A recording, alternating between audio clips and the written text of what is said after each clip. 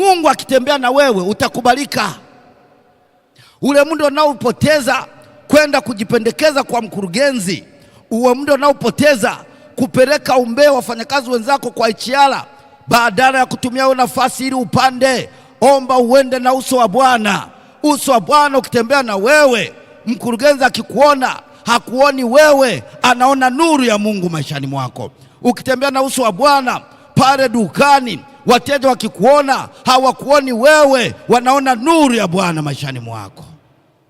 Hiyo ndio habari njema ya kutembea na uso wa Bwana. Na nasema uso wangu utakwenda pamoja na wewe. Naam, sema naye akamwambia, uso wako usipokwenda pamoja nami, usituchukue kutoka hapa. Bwana Yesu asifiwe sana.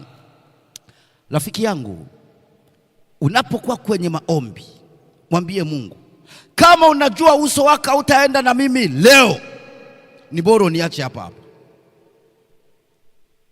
Kama unajua uso wako hautakwenda na mimi leo, ni bora usinikutanishe na yule mkurugenzi. Kama unajua uso wako hautakwenda na mimi leo, ni bora usiruhusu nisimame mbele ya watu wako. Kama unajua uso wako hautakwenda na mimi.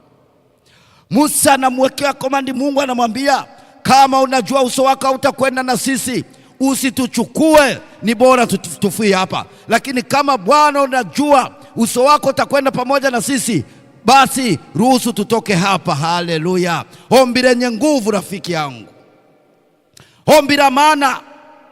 Asubuhi ya leo tutakapokwenda kwenye maombi, mwambie Mungu, kama unajua uso wako hautakwenda pamoja na mimi leo, ni bora uniache hapa hapa nisiondoke.